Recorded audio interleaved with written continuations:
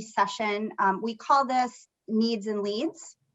It's sort of your networking time. It's a great time for people to come and either talk about work they're looking for, interested in doing, maybe opportunities that people are aware of. I definitely have sensed sort of a pickup in some activity in the Twin Cities. Is anyone else sensing that too? I see some nods. People feeling like things are, maybe we're coming out of the fog. So yeah, it's very informal. It's really your time. The floor is kind of open for anyone who, hi Taylor, welcome. Taylor, I like the fur. I'm kidding, look at that. Love it. Fancy. Oh, you're muted. You're muted. Mute, Taylor. Now I'm talking. Yay. It's cold down here in Dallas, so I figured it's one of the only times I can break it out. Yep. So you're down in the deep freeze too, huh? You have power though? Yeah, I have power and water. A lot of my friends and stuff don't down here though. So. Oh, wow. Jeez. Yeah. All right, well, we kicked it off. Anyone would want to have a burning desire to get started? Stuff that you're looking to network on?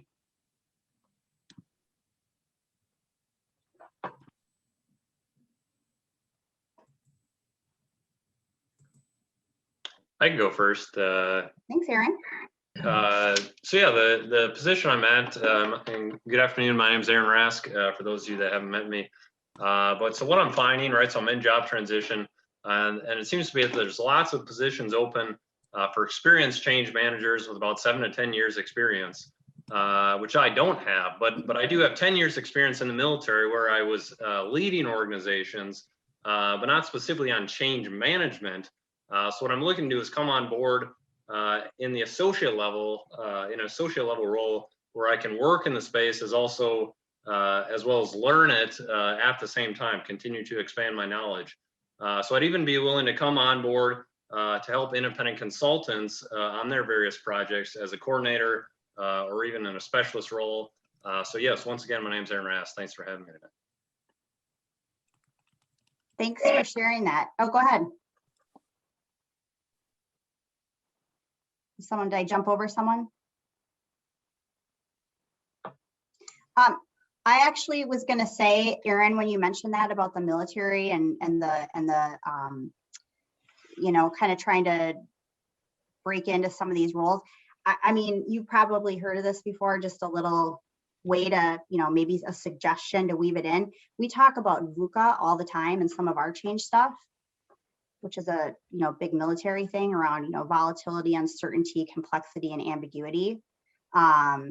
So I just, that's like a real connection I see that you could make between your experience in the military and some of the change stuff that, you know, roles that you're looking for. I don't know if anyone else talks about VUCA in their change work, but it's pretty powerful and it comes right out of the military.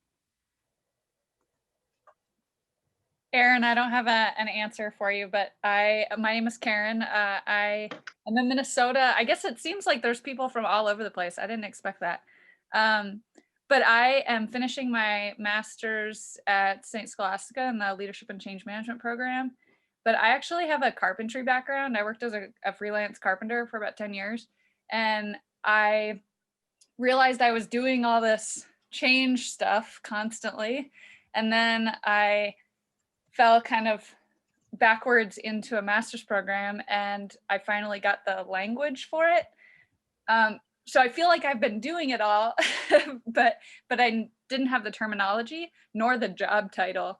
So when you look at my resume, it looks like a whole bunch of wackadoodle theater experience and other kind of nonsensical work. But the reality is I'm like, I've been a leader, I've been a change manager, but I can't seem to convince anybody of that. So conveniently, I'm writing my thesis on a self-serving topic, basically about how artists are actually fantastic change practitioners because they're really comfortable in chaos with low resources, and they're really connected to emotions and the ability to kind of see what's happening around them. and a whole bunch of other reasons, but you'll have to read it to get those details. So I think it's interesting. I agree with you, Aaron, that it seems like everybody wants 8 to 10 years of experience. And then you're like, okay, but I can't have started 10 years ago. So can you just give me an opportunity or an interview to talk to me? So Aaron, I just totally relate. It's an interesting problem to have. Thanks. Yeah, no, and I'm going through the ProSci course next week, actually, so that's going to be helpful to translate some of that experience into what these hiring managers are looking for, hopefully. Yeah, I certificate on the last 3 days of my maternity leave. It was great to do that, and I think that that helped me connect to some local professionals too, because I think a big part of it was just my network is useless. So not useless, but you guys understand what I mean in that term. Like it just is a different. I'm making a big leap here. So that was nice to get that local network and be able to kind of move in that direction. Sure. So, Thanks. you'll like it. It's really interesting. I liked that the ProSci gave a really structured form. So it filled in a lot of gaps, especially for me, maybe with the military background too, the black and white. I think I need things like laid out for me sometimes. And then once I understand the structure, then I can see all the different million, ways to play with it. But I liked the ProSci structure.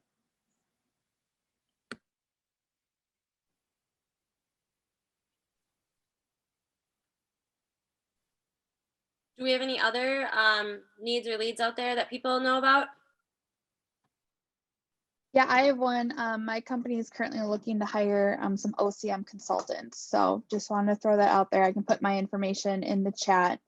Feel free to send me your resumes if you're interested in this role, or if you have any other questions. Awesome. And I actually think Elisa, is this full-time, part-time, go to hire? Could you just at least say that? Yep. So it's full-time with a company called Pivot Strategies. So we do communications. Yep. Communications, OCM, training, kind of that trifecta. Yep. No, thank you. So it hasn't, I don't have a job description for it yet, but I'm out at a big healthcare provider right now doing a lot of Office 365 OCM. And it does appear that we will have a need to grow our contract staff that's out there. So if you have a combination of OCM and the decent understanding of Office 365, we may need you out there. So you can reach out to me. I'll put my information into the chat as well.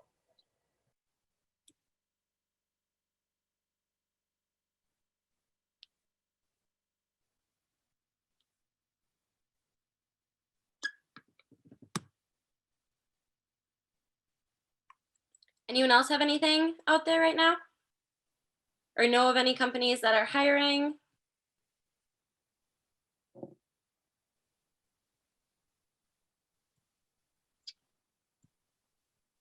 I don't have anything specific, but I'm wondering, I know that I'm seeing this at my company. It seems like there's going to be a lot coming employees' way around the new work environment, maybe being something that isn't really going away. So continuing to work either in hybrid environments or more remote than we were before. And I know that, my organization is kind of starting to really grapple with that right now. And what is that going to look like? Because I think a lot of employees thought it was just going to be, temporary. And so I anticipate, I don't have any specific thing, but I'm just sort of seeing that on the horizon as being an area that may have some opportunity in the change, organizational effectiveness realm.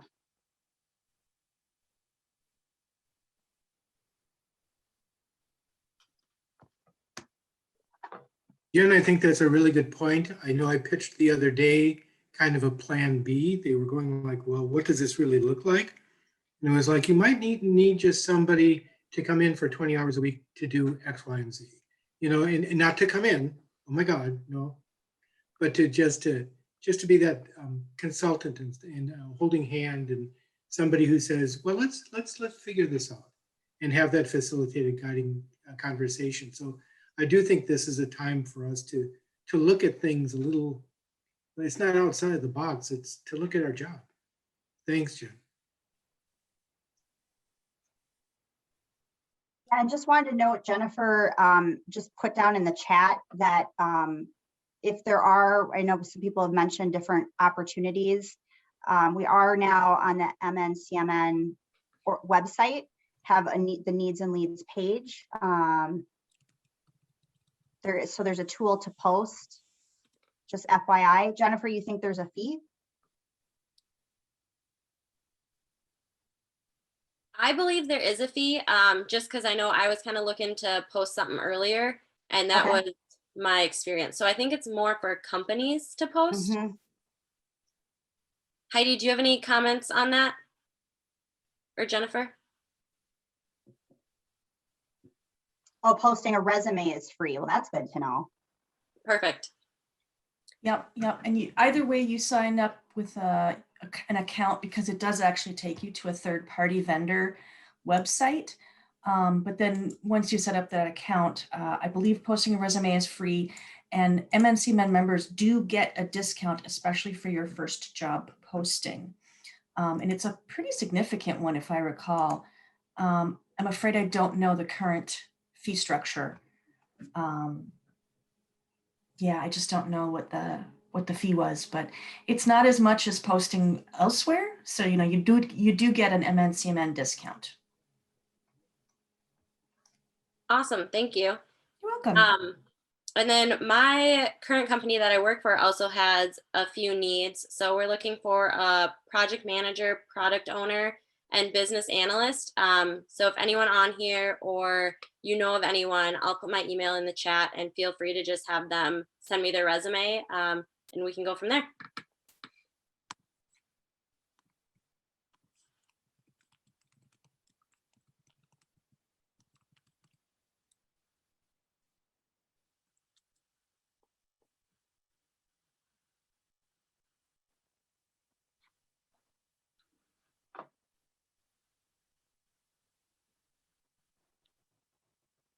All right, thank you. Thanks, Jennifer and Taylor. We've had a bunch of other people join here. If you're just joining us, this is just kind of our informal networking time before we start our programming, which starts at 4:30. I know that we have a lot of people signed up for our programming tonight, which is really exciting. So if this is your first time to this first part of today, I'm curious, do we have any new members where this is your first time coming to? You can pop it in chat if you want. Is this a first time for anyone? Oh, we got some waves. Do we have some waves, or are we waving at people? Okay, Mary, your first time? I'm actually returning. You're returning. Oh, tell Yeah. us more about that. I was a member for a year, and then we just had some restructuring, and I was in some different roles, and life got really crazy, and so just popped out for a couple years, and now just joined back about a month ago. Well, welcome back. Happy to have you here. Yes, happy to be back. And Jen, this is your first time here too? I'm actually in the same boat. I think I was a member back in 2012, 2013, and then had to take a bit of a hiatus. So excited to be back. That is awesome. Welcome back. Thanks. Welcome back. So do you see some familiar faces from your time here before? Well, I see a lot of digi people from my company. So I at least have some familiar faces on: Shannon, David, Taylor, Kristen. So yeah. That's great. They're representing tonight for you, Shannon, Rose. Is that what's going on? Yes, they are all here to support David and I. Yeah, and David, I love it. I love it. Yeah, we work at Digineer, so it's a great place. We love it, and it's been really fun. Yeah. Hey, Jen, can I put in a plug for keeping involved in MnCMN, even if you're not going to the summits? Go for it. The database that thank you, Tony, you're my buddy. the database that we have. You know, when I was membership chair, I said, if nobody's going to talk to you, nobody return your emails, call me, email me, and I'll make sure they do. It just was like, that's what we do here. I've been in other associations where I've emailed people saying, this is my need and we are members and so forth and so on. And this is the response I've gotten. Now said, but we actually respond and we talk and we think it's really fun, you know? And so if all of a sudden it comes January, whenever you're supposed to renew and you're like, it's 120 bucks. I mean, or 25 or whatever it is. It's the cheapest thing in town. And for a database that rich, Jen, please, gotta plug that. It's so cool. And thank you, Tony, for smiling. Well, I'm smiling because I'm like, do I need to pay you for that? For that No. You're gonna have to come get it though. So yeah. I will always say that. I will always say that. So when we get together, you know, together, you can buy me a beer. Fair enough. I like how you slipped that in there, John. Thank you. I'm pretty sure that's why he said that, is just so that somebody would eventually someday buy him a beer. My God. You're on, John. We got you covered. I've been waiting for so long. Can you believe it? In 3 weeks, it'll be a year for me being, I was going to say caged, but experiencing the joy of inner peace. So thank you. What kind of peas? Inner peace. Inner peas. Not peas, peace. Inner peas is steaming peas. Inner peace deals with meditation. Yeah. That's different from world peas, because those are like spinning in a circle. World peas. Exactly. Mind your P's and Q's. Yes. Any other puns? John Melby, you got one? That was it. That was it. I'm all out of peas. I'm Becky. Hey, plug for John Melby. Check his LinkedIn tomorrow. He's going to post something funny. Say, I'm Becky Nelson. I'm also a new member, and I'm currently in Atlanta. I used to be in the Twin Cities many years ago, and actually about 8 years ago. We are beginning to make the turn, if you will, to make plans to move back into the Twin Cities. My current expertise is learning and development, years and years and years, but my last 3 years have been spent with a change expert, creating management training that looks like training, but was actually a change initiative, a cultural change initiative. If we had been able to implement it, unfortunately, the organization I was with COVID and a few other things, I think they just kind of lost vision for it. And so both she and I were eliminated, our positions were eliminated. So I'm interested in all the expertise y'all have to offer. And yes, I have picked up a few verbal mannerisms from the South. You probably heard it. But I'm really interested in the information and just in networking and learning from your expertise. I probably will not be able to join folks at the ProSci coming up. Is that how you pronounce it? That's my understanding. But yeah. I worked at Delta Airlines with Sarah Licken, who I believe was a founder of the Minnesota Change Network. So I would just love to, again, benefit from y'all's expertise. Thanks for having me. It appears there's some wonderful positives to having to be virtual with our change summits these last few months, because we've been able to have wonderful people come in from wherever they are today. But I know I've heard Dallas and Atlanta now and at least one other place. So that's nice that we can be other places and benefit from it.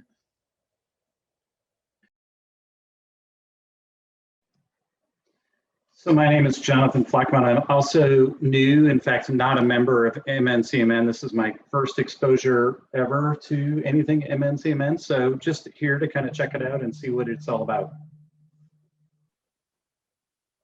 Welcome, Jonathan. Welcome. Very glad to have you. Glad you're here. Thanks for speaking up, introducing yourself. Thank you. Yes. Yeah, it's nice for to have this time before we start our formal programming to do things like introduce one another, because once we get into the the bigger group, we have a little bit less time for that kind of one-on-one. So this is a good time for people to introduce themselves, get to know each other, network a little bit. So we're really glad that you were able to join us early. Any other, well, gosh, that's a lot. I think, what was that, 4 new people I counted? Anyone else? Margaret? Welcome to you too. Thank you. I'm in transition like a lot of other people, and I've had my eye on joining this organization for a very long time, just because I didn't realize it was a field until recently, which is crazy. But I've never been in an organization that really took it seriously, so I'm very interested in becoming a more active member. That's great. Well, thank you for joining. Yeah, there's plenty of people on here that have been, doing this work for a long time. So this is a good time for everyone to learn from one another as well. Where are you joining us from, Margaret? North Minneapolis. Okay, so we have a Minnesota person. It's great. All right, anyone else that's new? Well, that's a lot. That's very exciting. Thank you so much. Well, there's someone who's not new, Tom. Hey. Welcome. Thank you.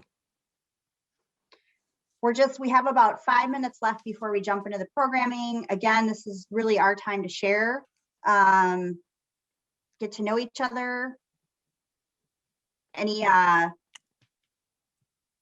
good tips or tricks on people that are looking for work or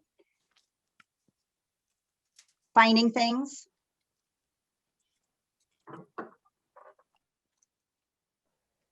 Maybe being answered in the chat, but someone asked what search words folks might be using to help find the gigs and projects and whatnot in the change management space. So maybe people would be willing to pipe up live and answer that.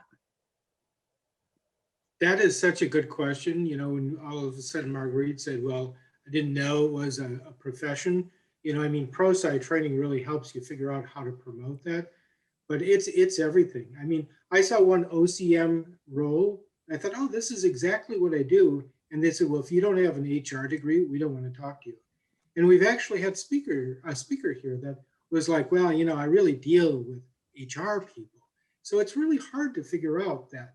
That's why this organization is so important, that you can actually talk to people and figure out who gets it and who can actually say, oh, OCM, I know what that means.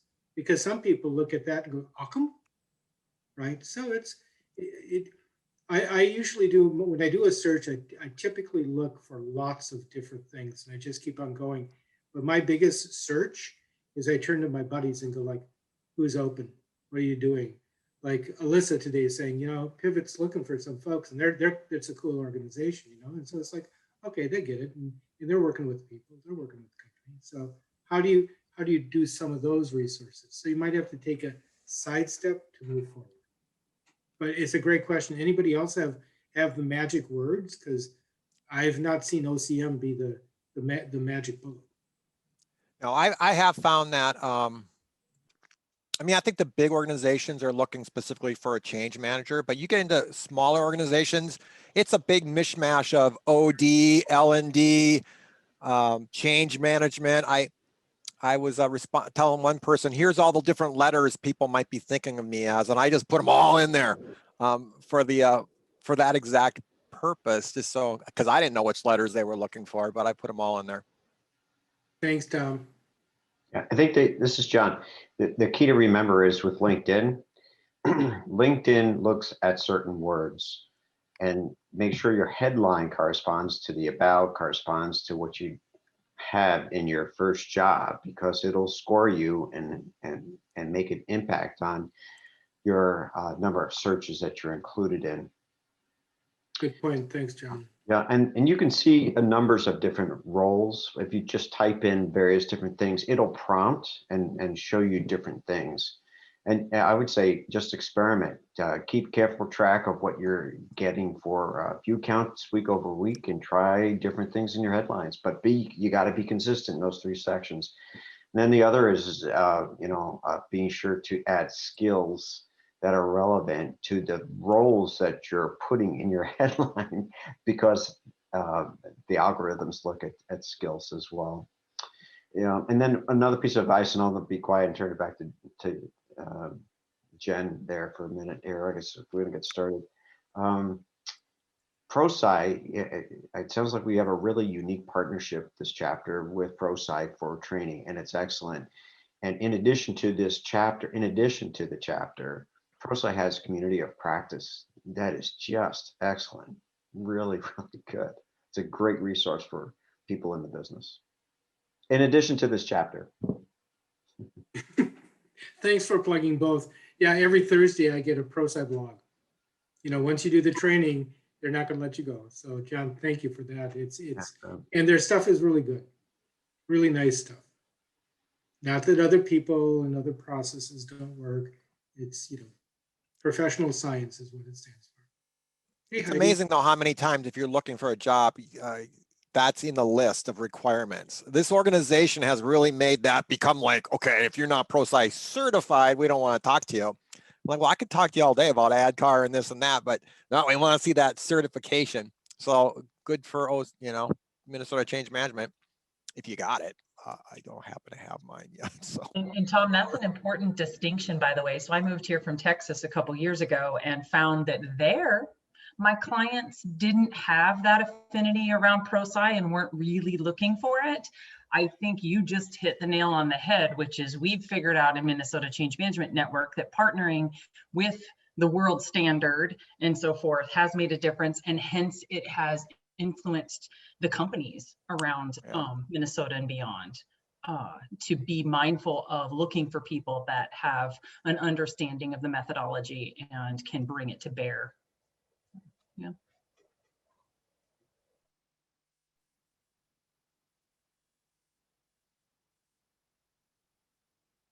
All right, great. That has been really, really good discussion. We are about 2 minutes away from starting our programming. So just for any of you that are new or are just joining here early, we do start at 4 just for some informal networking for people to share, either looking for some advice or thoughts or job leads or just generally what's happening in the industry and in the practice. So it's a good time to have some informal networking. So thank you so much for joining us early. Invite you to come back again next month. We always do start at 4 for this. And we are going to start moving into our programming for the evening as we're continuing to have people join. So I'm going to go ahead and pull up our slide deck here and we'll get started in a minute.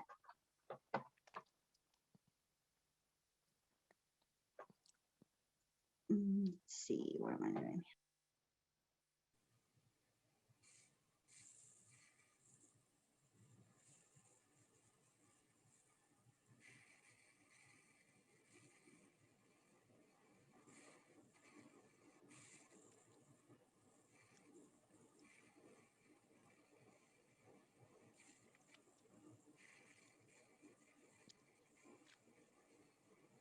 Okay, oops, I think we're all set. All right, great. Hope everybody can see my screen okay. I think we're good. We're just seeing your Zoom page, if that's what you're sharing. Yeah, we're seeing your browser rather than your slides, Jen. Oh, that's weird. Let's try this. Maybe it just didn't kick in.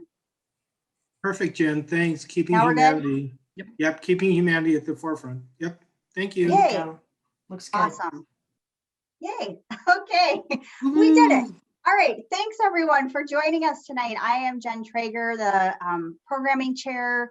Really excited for our presentation tonight. We're going to introduce our speakers in a minute, but before we get started, I'm going to pass it off to Heidi, as we always do, to kind of kick us off and ground us in some of our Minnesota Change Management Network principles. So Heidi, I'll pass it over to you. Fantastic. Thank you, Jen. Hello, everyone. So excited to see so many people here, 63 people so far, and the ticker continues to go up. So really excited for our event tonight. For those of you who don't know, I'm Heidi Dorman. I'm the president of the Minnesota Change Management Network. And again, couldn't be more excited to have all of you here today in our activities that we have coming up. As Jen mentioned, when we kick off our events, we always like to ground ourselves in our mission and our purpose for both our members as well as our guests here today. And so our mission is to inspire and challenge leaders to drive sustainable change. And our purpose, which I love, is serve as stewards of a globally recognized standard of excellence in change management. And we offer our members a professional community of networking, collaboration, and professional development. And for those of you who joined our pre-show, if you will, in our networking time, that's just exactly it. And again, kudos to the board and their committees over the past year, right? These events are normally in person. And so taking this virtually and keeping that experience going in a virtual world, especially around networking, that's the #1 reason folks come to our organization, become members. They've done a great job. And so I was really excited to see so many people join at the beginning of our event today. So thank you. With that, what you can expect today. So we're going to go in a quick review of some announcements. So as a board, we do want to share updates with members and guests on announcements coming up. And then we have our event today on keeping humanity at the forefront of change. And then we'll end with getting your feedback. Our members are the reason we're here. And so we want to get your feedback on your experience in our events as we go forward. And we do look at that every month and take that into consideration on how we can continue to improve the experience that we're bringing to you as part of our organization. So please, please do. You'll see me ask several times to complete that survey here before you leave today. And then last but not least, for those that can stay on, I really encourage you to stay on today. Our post-event, we're going to talk about why you should nominate yourself or others for the board of directors. So I'll give you more intel in the announcements, but really encourage all of you to stay on because we're looking for some folks to continue the good things that the organization is doing. With that, let's go into some quick announcements here. So those of you that joined the last month, we do every year launch a membership experience survey. And the reason we do that, that gives us the data that goes into our annual planning. So what events do we bring to our members? How do we continue to bring and enhance the experience that we're providing to our members? Why do members join? And so we want your feedback. We only have 22 people so far, so our participation is down. So I really ask, we'll keep it open through the end of February. We'll put the link in the chat here for you to complete afterwards, but really, really ask that you take the time to help us understand how we're doing and what we can do differently as we go forward. Especially with this year, right? In the past year, it's been a unique year. We've made some changes in taking our programming virtually. So we really want your feedback on how we're doing with that and what we can continue to do differently going forward. So look for that link in the chat. And another big announcement. So for those of the members and those joining, just a reminder, our board year, so our board term for our board of directors is June through May every year. And so coming up in June of this year, we will be looking to launch and introduce our new board of directors. And so with that, we do have a formal nomination process that we launch in January through February. And you can see the timeline here. I'm not going to drain the slide. But the key message here is that we are looking for board members. And we're going to keep it open, the nomination, until the end of February. And we're looking for some great folks that have some time, are really excited and passionate around change management in our community. I'm going to leave it at that and encourage you all to attend our post event where you can learn more about what that looks like, what roles are out there. You can hear from some of our current board members and what their experience is like. So I really encourage you to attend that and hope that we get some more nominations coming in for you to join us next year. With that, I'll hand it back to Jen to go over our events. All right, thank you, Heidi. Just wanted to give you a quick heads up on our plan for March. We are going to have a panel discussion in March. Some of our panelists are listed here, and the topic's going to be coaching through transformation. So some of the things that you might take away from the session will be how to approach change initiatives in this reality of remote work, how to break into an industry or make a career shift. And also just kind of the concept of how to coach change champions through change initiatives. So this connection between coaching and transition or transformation is the theme. So looking forward to seeing you in March. Really hope you can join us then. And then Tom, do you just want to give us, we have a ProSci certification coming up. You want to give us a heads up on that? Yeah, thanks, Jen. Hey, everybody. Good evening. I do appreciate the conversation to kind of tee me up on the ProSci announcements tonight. That was excellent and very accurate. The ProSci certification, among a few others, really highly coveted certification in the industry today. You'll see it on every job description you look at, and conversations, on change management, or even ancillary topics like project management or human resources or development, things like that, all have a change component, and people are talking ProSci. So it's a very good certification to have. It's great to get it through us. We have a pretty sweet deal for members, $2,900 for the certification, as opposed to, and I think Jen at our office texted through chat earlier, $4,360 through the organization itself, through ProSci. So one of the other great reasons to join us and make this a member-driven community of robust change professionals. The February class is, in fact, filled up, but if you are, no worries if you're one of those procrastinators and want to learn a little bit about our upcoming June 8th class, there might be some changes to participation last minute. You never know. So email the office at MnCMN.org. And if you're interested, throw your name in the hat. There could be some last minute changes for February, but certainly get on the list for June 8th if that's of interest to you. Reach out to me if you've got any questions, and enjoy the rest of the evening. Thanks, Tom. Tonya, I'll pass it over to you. Awesome. I'm so lucky, you guys. I get to welcome new members, but I don't want to do it alone. My colleague Bonnie is on the line today too. So I'll say a moment, and then Bonnie, maybe would you be willing on the spot to take the second slide or embellish what I'll say to this slide? Is that cool? Sounds great. Awesome. You guys, I hope I caught everybody. So since we last met in January to now, we have 20 new members. And I think we'd be here too long if I had to say every name out loud, but I am so excited that you all have chosen to be members of Minnesota Change Management Network. I think whether you attended, we did a new member orientation a week ago. We'll do another one in May. But if you did need any information about kind of what we offer as an organization, you're welcome to reach out to Bonnie or myself. But more than anything, I just say welcome to the new members. Thank you so much for being here. And Jen, you can go to that next slide, and we'll let Bonnie get a chance to say hi to everybody too.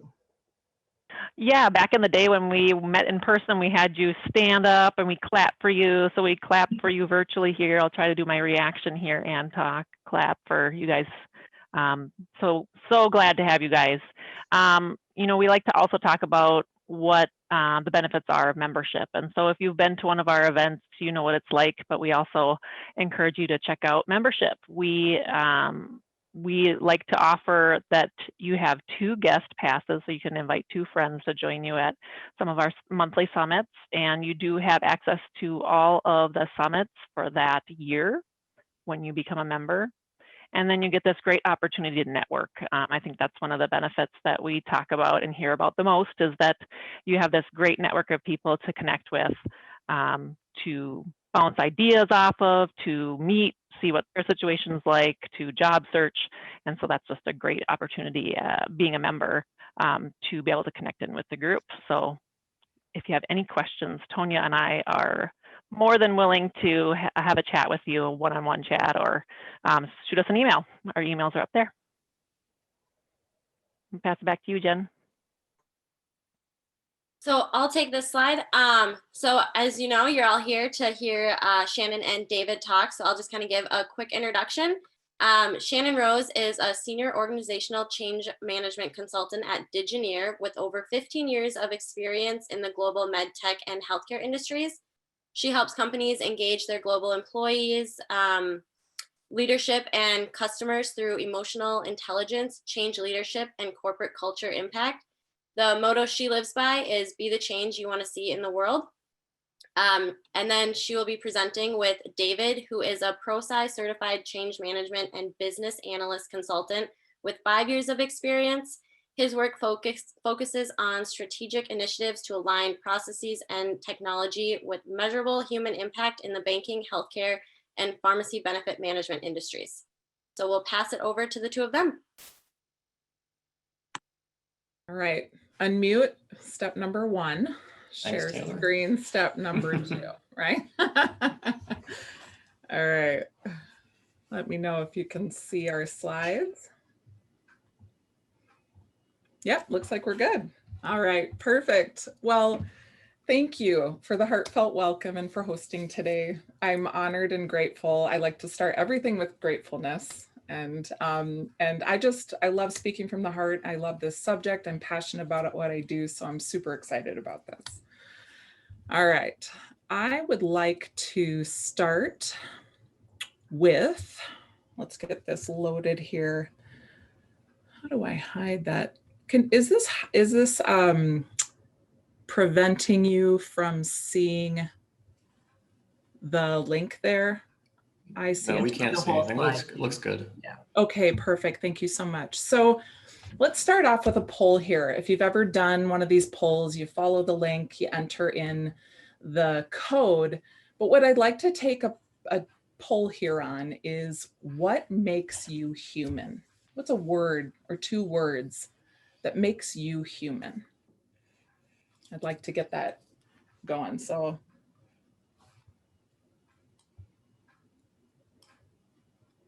you guys able to get into it?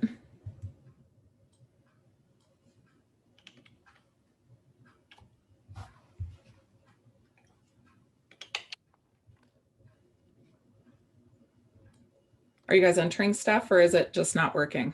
No, it's working. Oh, good. We're thinking and we're entering. Oh, good. Well, I want to make sure it's also showing because I can't see any results on my end. So are you guys seeing results? We can't yet either. Yeah. But we submitted some. It looks like it's probably just not working, which is unfortunate. I tested it out too as well. But I'll just continue on, because what I think is really important here is that we all have words to describe our humanity and what makes us human. And let's get this. I think this makes us human right here. Oh, I entered technology. imperfection. Technology makes us human. Yeah, and especially since I can't move to the next slide, which is really fun. So just give me a second here while I figure this out. I think it just froze me. It just said, never mind, I'm done. I think it's the use of Zoom versus Microsoft Teams, but that's just from somebody that loves Microsoft Teams. You know what? I think you might be onto something here, because this is kind of, it is different with Zoom, but I usually have good success with it. So, all right, so we're getting back into it. Move that back up there. And there we go. Okay, so. Well, I can just let you know that if you have the results emailed to you, we can see them. We can see what the words were. Oh, that's good. Okay, I'm happy to hear that. So those are words, right, that we feel, that embody our humanity. And yet at the beginning of 2020, something extraordinary happened, as we all know, right? We were faced with events that just reshaped our world in an instant, and we were forced to stop, to quarantine, and to take precautions. I mean, being here in Minnesota, as most of us are, you know, I felt really close to a lot of the headlines, the news headlines. I have a mixed race family. I felt afraid. And yet I knew that I couldn't just crumble, right? I couldn't just crumble and ball up in the corner and freak out. What do I do? How am I supposed to react? How do I really feel? I was staying calm, positive, open, transparent, all of my emotional intelligence training was coming through, and I was leveraging my own fortitude to just like push through, right? Trying to allow room and time to have conversations and to process with my peers, with my work partners, with my kids. You know, how was I actually feeling? Freaking out.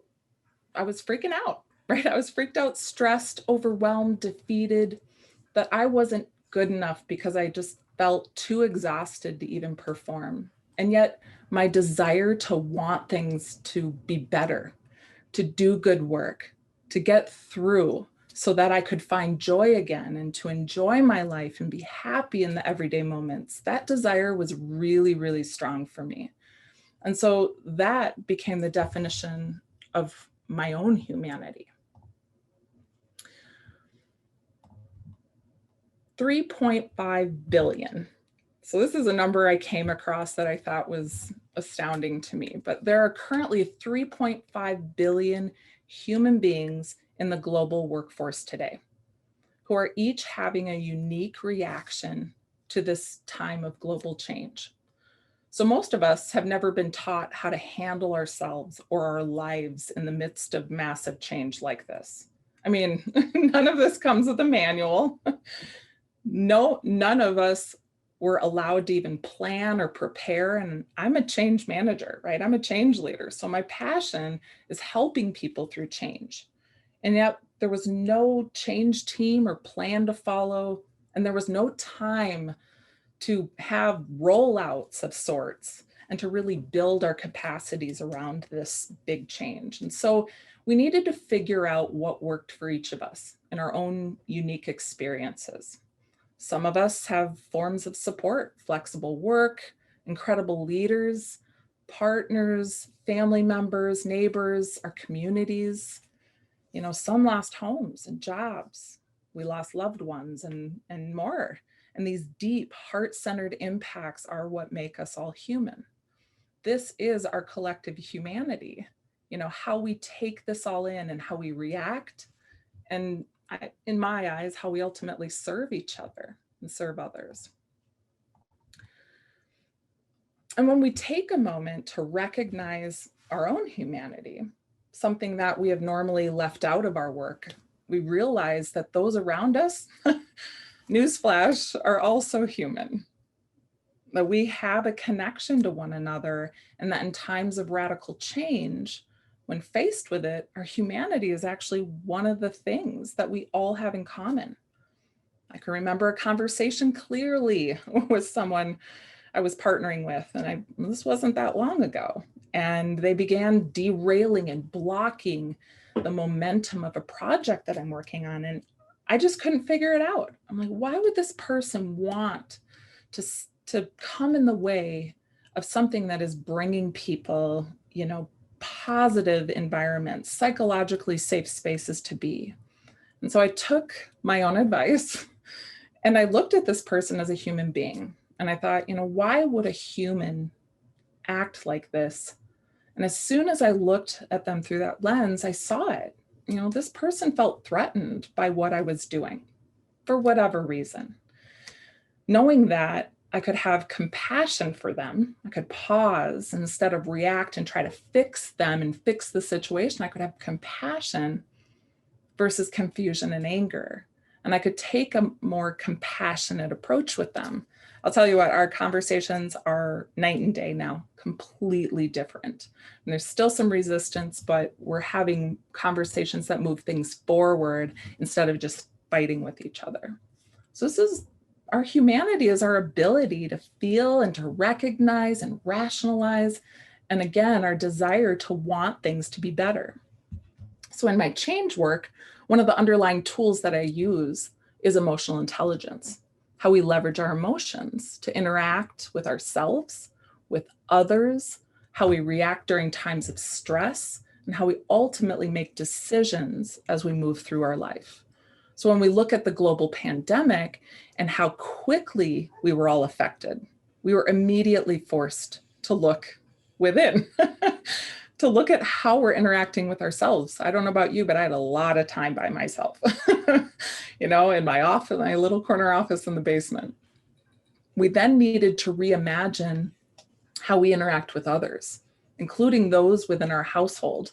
So in times of chaos, I'm one of those warriors, right? I just buck up, I self-sacrifice until the end is near, and then I burn out and crash. So that's how I've gotten through things in the past. Well, the problem with my usual approach was that it worked for a few months, but it's not sustainable, right? I needed to look at my own humanity and reality. I'm human. My team is made up of human beings. My 7 and 9-year-old daughters crying under the table, freaking out because they have no idea what's going on. That's my reality. That's my new workspace now. And most likely others were redefining their own reality in a similar way. So I needed to go back to my emotional intelligence training and remember, how would I coach someone else in making decisions through times of high stress? Where would I start? I would start with self, showing up for self. I would look at how I was showing up and interacting with others. And I would leverage the one tool that we all have in our arsenal: breath. The incredible transformative power to just pause, to take a moment, to slow things down for just a few seconds and I reminded myself that we have the ability to work together and to get through change together. I mean, that's what, no matter how big or small change is, that's the whole purpose. We all got to get to the finish line. I can't just, barrel ahead and hope everyone follows. It's a time where I've seen individuals be quite vulnerable. And for me, I was admitting that I needed to attend to a crying child instead of give a presentation. That's happened more than one time. I've had to admit to myself that I can't do it all and ask for help from my team, from David. I've asked for a lot of help from him lately, from my team, and admit to people that I will not be able to do things the way I used to do them. It's just not possible anymore.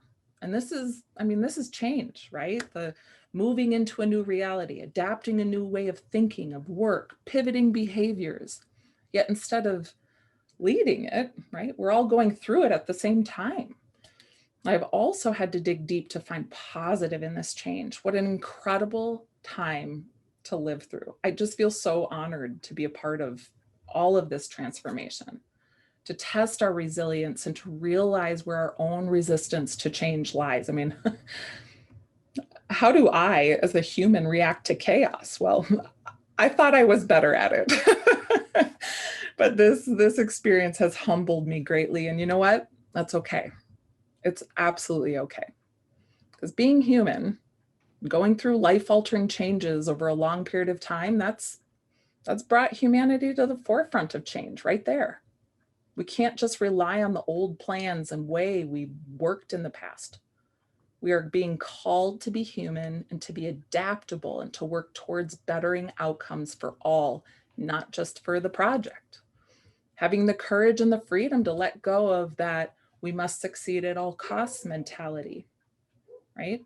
I will carry that forward in my change work, remembering my own humanness and recognizing it in others. And so I'm going to hand it over to David, and then he's going to hand it back to me. He's going to dive into the importance of leadership during this time. Yeah, no, thank you. Well, as Shannon was talking about, obviously we're still in the middle of this massive global shift within the workplace, right?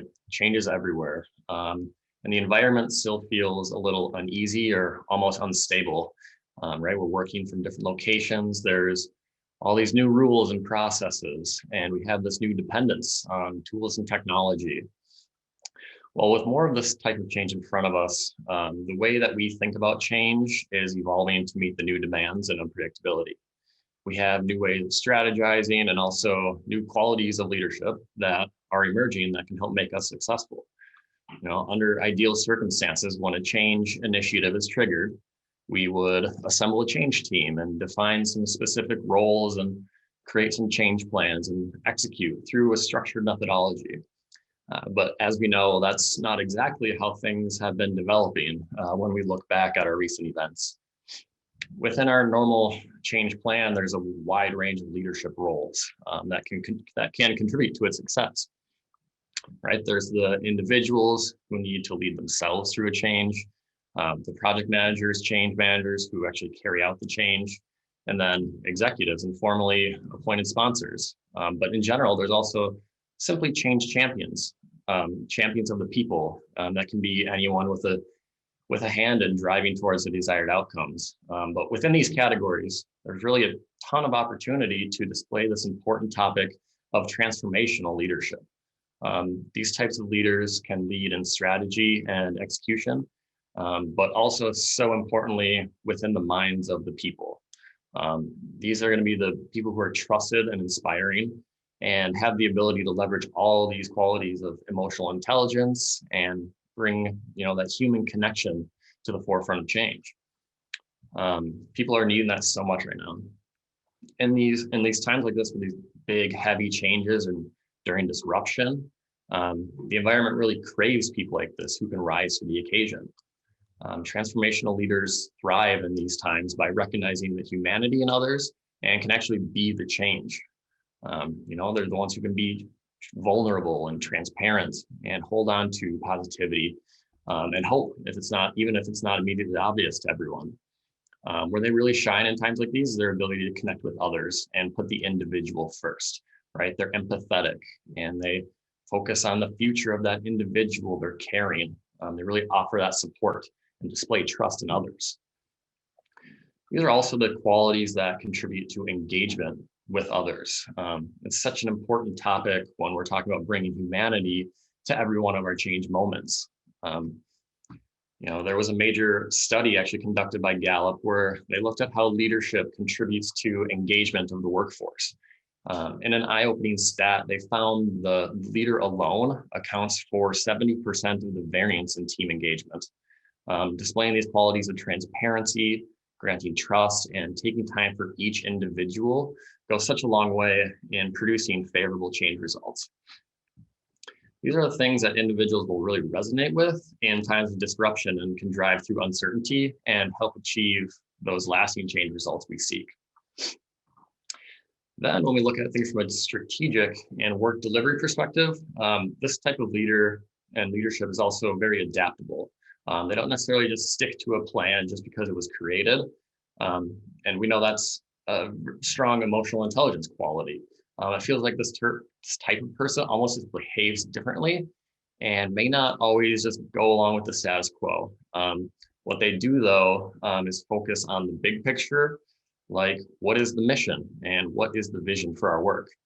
And they shift mindset of others towards these types of thinking as well. And this is so helpful right now, right? Things are on pause, they're stopping and starting. There's just a different pace to things. We're unsure if some project will even be picked back up or when or if they will. But what they do in these times of uncertainty is they keep the ball moving. Transformational leadership is about inspiring self-actualization within the employees so that they're in the driver's seat. We don't need leaders right now who are going to control through punitive measures, things like relying on rules and incentive or power to achieve change. We need a new connected type of leadership, ones that can trigger a more grassroots movement. This makes things feel like they're coming from a more bottom-up perspective. And when this type of leadership is present, we see a sort of shift in the power dynamic and the ownership kind of shift towards being placed within the individual themselves, and that empowers them. So you all, I would question you to think of a time in the last 6 months when your workplace has tried amplifying the voices of the individuals. This can be done through various measures, and it may look like different things, like maybe they're crowdsourcing to gather ideas or input for a big decision, or they're gathering feedback through surveys, offering ways for employees to be heard and various people to be heard, allowing people to be involved with decisions. And it may also be something more like an individual discussion that went above and beyond, that made you feel like your input was valued. These are all the ways to provide a voice and help connect with the individuals. So if you flip Shannon. So what does this mean for us as change leaders? When we come back to our grounded OCM approach, these are the people that we can tap into to accomplish our biggest challenges. This type of transformational leader can be identified and leveraged to help us get what we, help us when we need to apply agility or flexibility to a change. Or when we need those people to inspire and shift mindsets away from the negative and fear-based emotions that often come with big changes and move them towards those forward-looking and more positive emotions that the change can bring. And we can look for those who are willing to rise up and put that natural ability to the test. And to find these people, we don't necessarily recommend an assessment or any tests to identify them. It should almost be obvious, really, to the organization. Well, if we just kind of ask around or ask ourselves questions like, who is trusted? Who has the track record, and who do people follow? But for me, I was once part of a big change within a technology department in an agile transformation. And it was a big Fortune 25 healthcare company. So the change strategy was coming all the way up from the C-suite.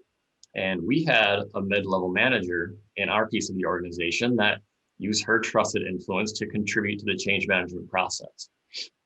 And it was so powerful to have that established voice local to us, driving the change by adding personal communications at our level of the organization. And it went a long way to build awareness and desire for the change in those around me. So she added her own messaging throughout her daily interactions, and you could tell she was really bought in. And it became a fact that this change was real and it was going to get done with her support. And she did this all on her own. I don't think she had any directive or was tasked to do this or was told to make these contributions. It was just a sincere desire to bring about something new and positive within her people. And I believe that's what made it so inspiring, because you could really feel it. So that's just an example of someone who showed themselves when they were faced with a massive change. She brought her own leadership style, and it made a lasting impact in our organization to have her recognizing us at an individual level. And that's what worked.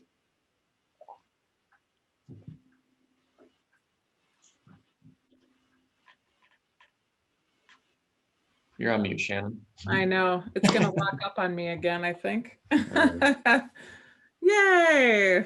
Give me 1 second. I'm gonna reset because obviously I had another poll. But while I'm resetting, I'm gonna ask the question, what is one way that change management has changed for you? Either from a tool standpoint or a philosophy standpoint. Maybe you can put it in the chat. Yeah. That would be great. And people can just peruse those answers while I reset here real quick. So what is one way that change management has changed from you, either philosophically or from a tool standpoint?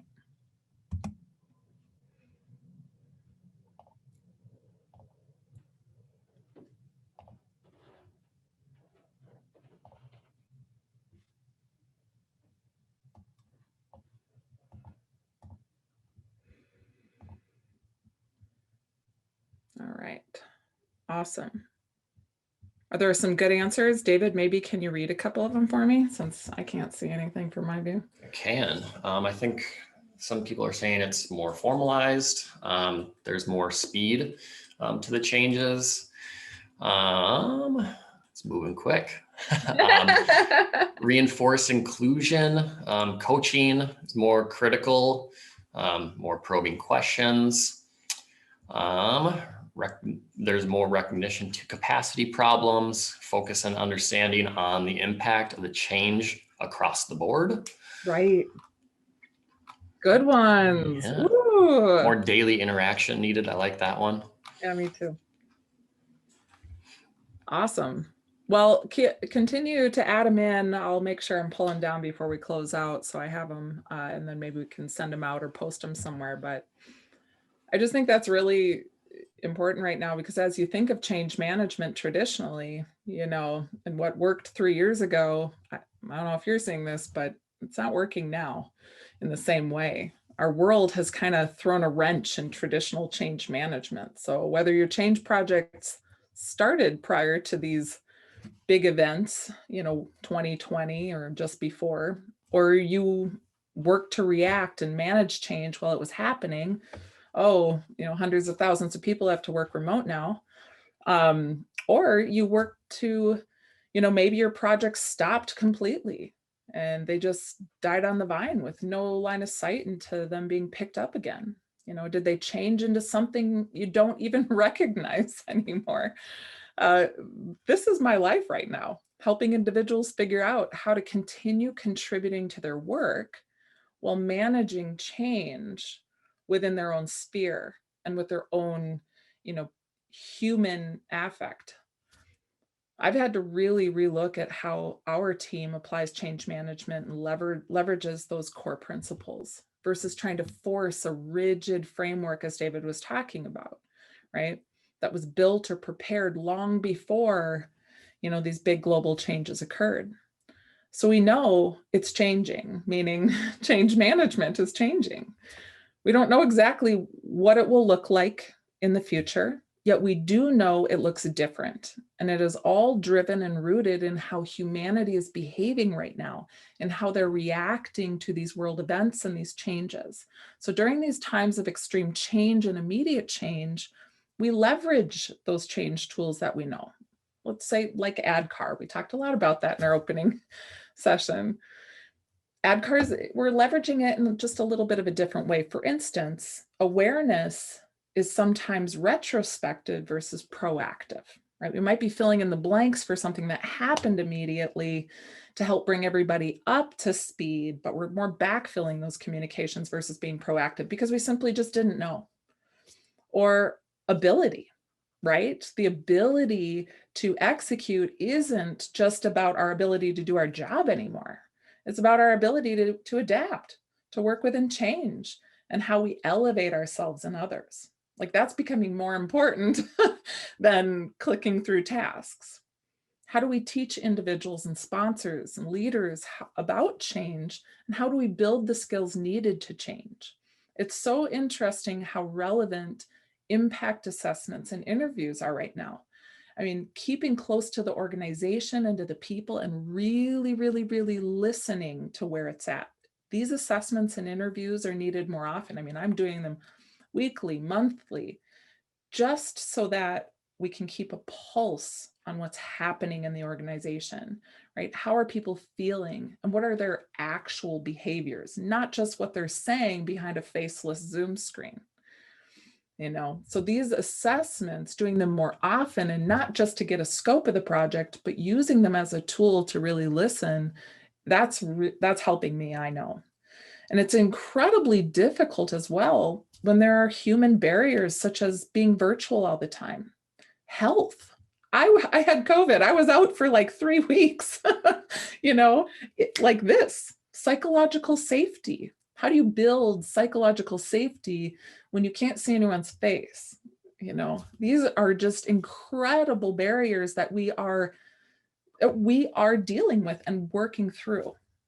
Our overall well-being, our holistic selves. Humanity's stressed out. And we all know that stress is a huge component of resistance. And what's resistance? It works against our change.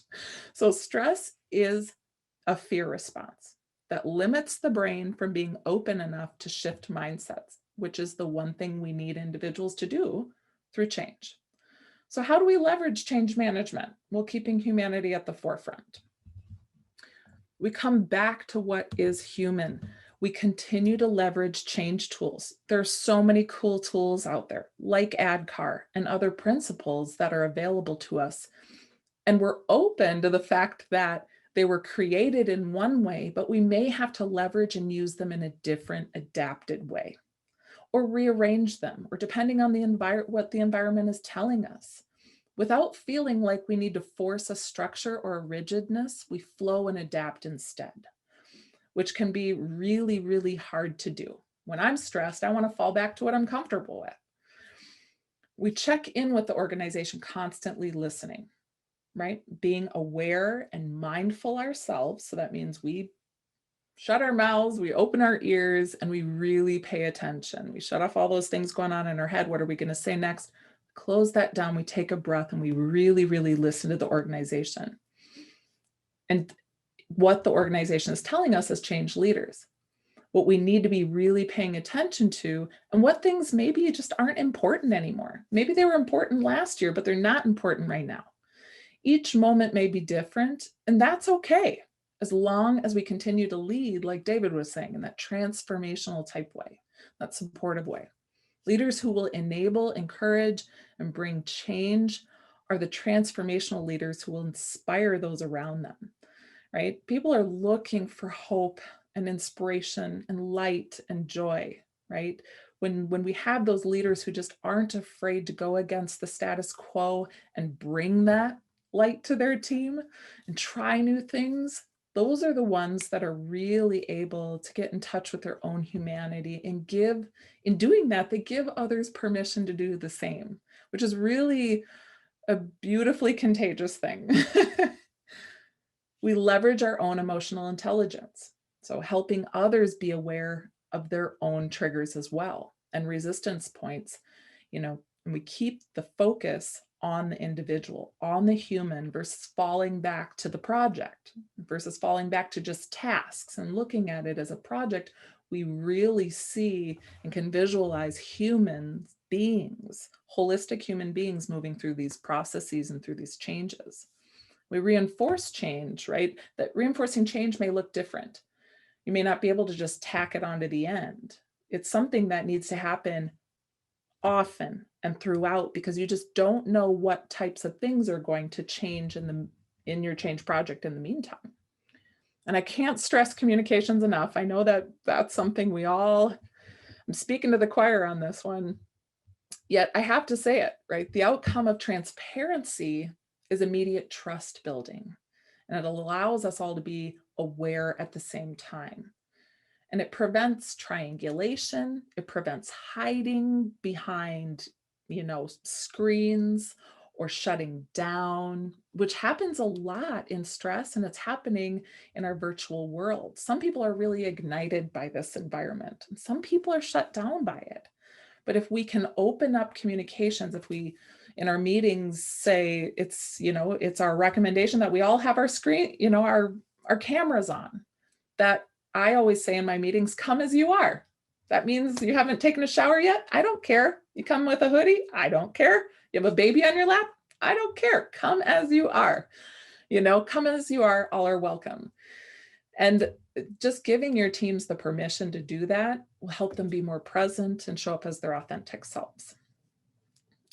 And when you push outcomes and goals out too far, for instance, we have a 2-year goal, it's hard for people right now to grasp that far out. So you got to bring milestones in. You got to create opportunities for things to get done and get accomplished and to finish regularly and often, so that you can have these mini opportunities to succeed and to get there one step at a time. If they're too big and people can't see them, they're just going to lose interest in it and engagement in it. And the idea that change has a beginning, middle, and end may need to transform a little bit, because change is so cyclical and constant right now. And giving people the false impression that something will end is really just, you need to really look at those projects and bring those outcomes and opportunities for recognition into the everyday. Right now, more than ever, people really need that affirmation and inspiration.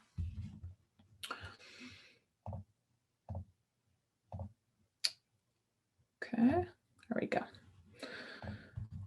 So I'm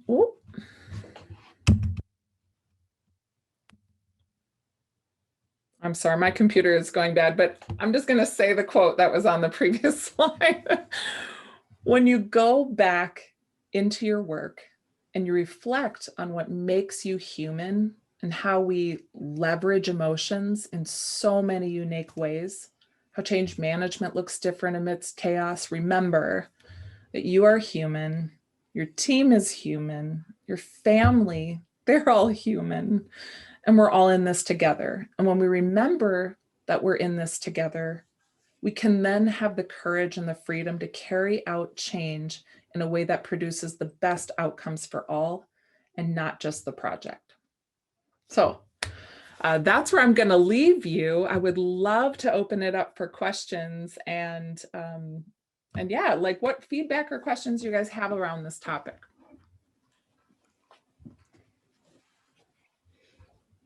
Shannon, I saw one pop up in the chat that I think was a good question. It was when you're talking about stress and you gave a definition for it.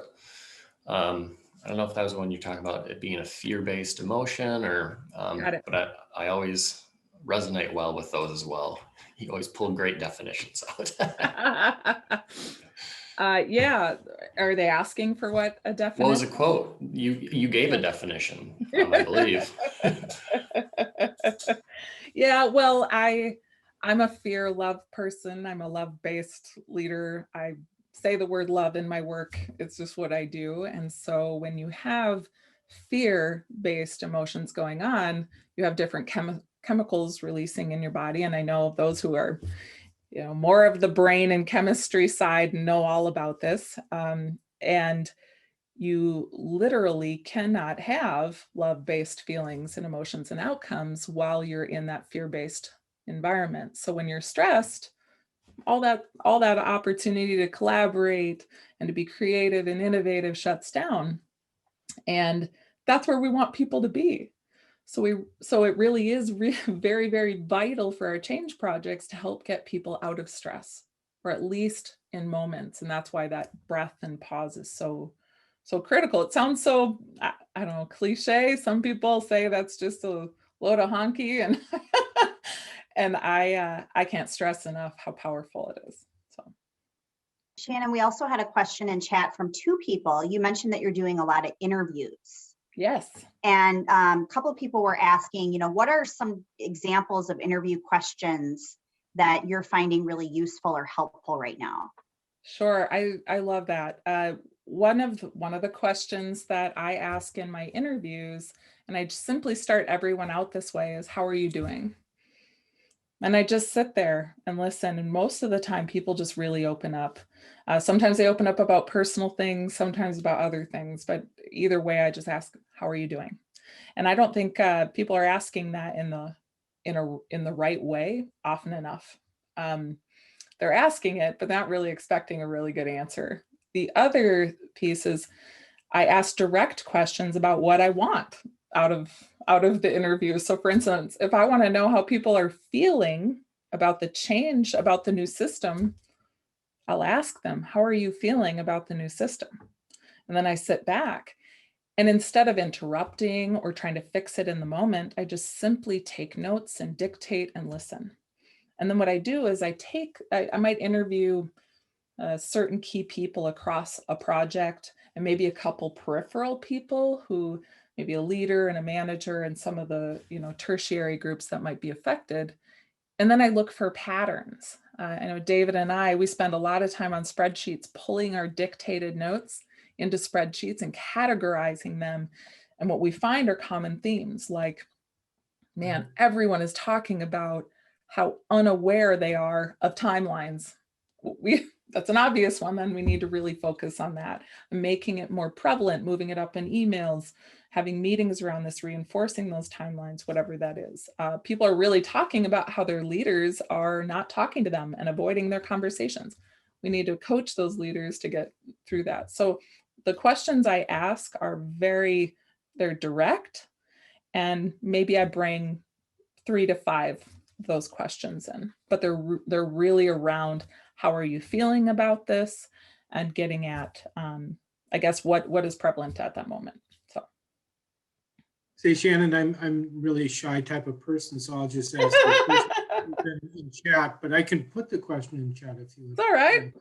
Either way. But you know, I loved your question. It's so good. How are you doing? So, Shannon, how are you doing? But I'm going to put a little framework on it. One of the problems that I see with this in peace is people. You say, well, some have a support system, some have this, some have that.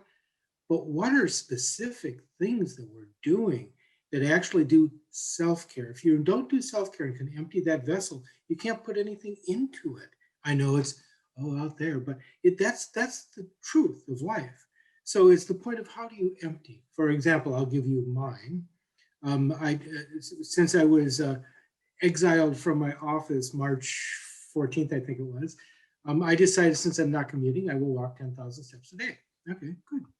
But then I realized, okay, so I'm physically okay, but mentally I'm a freaking mess. So then I went back to my meditation practice. And now I actually have a meditation practice that I'm very not strong on because I have monkey mind like crazy, but that helps, right? And there's a book club that I started not started, but joined just so that I hear dialogue of other people. So those are some of the things that I have done. Shannon, I know I kind of took some time from you, but what have you or David done to do that self-care? Because pulling metadata is great, but if you don't have the self-care, you don't read it. Yeah, so one of the biggest things, and then I'll hand it over to David, is my whole well-being and self-care is all around practice, which means constantly showing up for myself. That's my motto in life. You know, besides being the change, constantly showing up for myself. So you talk about practice, to me, that means doing something every day. And one of the biggest things that has kept me sane is having a go-to person where I can talk about my crazy with. That means I can say anything, no matter how weird or crazy, and that person is just going to listen and accept me. So finding that person has been crucial during this time. And also, I am a mixed martial artist, combat trainer, and I train with other combat martial artists, and we hammer out on the bags and the pads, and I punch things. Huge part of my self-care. Yeah. Thank you. I love the point of when you talk about the person that listens, quote, and what I'm hearing is without judgment, without fixing, with just saying, okay, Shannon, yep, all right, talk to you tomorrow. God love you, right? I know, right? So David, you're not getting off the hook. Don't squirm away. Oh, that's great. I think you touched on a great piece. So did Shannon. Don't be afraid to take time for yourself. I think that's an obvious one from an individual standpoint. But in terms of looking outwards towards your environment and people that you may be leading, set expectations, encourage other people to take that time. Encourage other people to feel like they can rely on others in certain situations. I think expectation setting is a huge component of change in general. And I think as leaders, we can do a lot to set the right tone from that perspective. What did I do, David? I think I said no to a meeting because it was during my mixed martial arts time. You sure did. I told him I was like the senior leader, and I was like, we're gonna have to reschedule. That's not gonna work with me. You're like, sorry, I gotta go punch something in it. It can't be you, sir. So follow up, this is kind of a joint question then from the both of you, because I think setting the expectation is so important. Actually, I put that in as far as what is the tool I've learned being, in this situation, is that I demand accountability. But how do you do it? Because when you say demand accountability as a Minnesotan, that sounds like you're going for the jugular. So how do you, in a passive aggressive or whatever, Minnesota nice way, hold people accountable so that they realize why and where, and that this is a loving thing to understand where our worldview is coming from? So I'll let both of you that's kind of a follow-up question, David, because you gave a good answer. For sure. I just think I needed more depth. I think we can do a lot to create environments where we can be comfortable in our commitments that we make. Being able to negotiate certain things in an environment where you're able to, raise your hand if you have an objection. You don't get yourself into commitments that you can't uphold, or, like you talked about, demanding accountability. Well, accountability goes both ways. You're able to set those expectations for what you will be able to be accountable for before they get out of hand.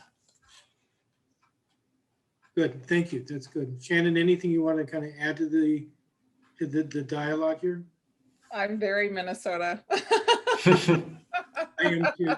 You And I know, really like what you just said, and that's very positive.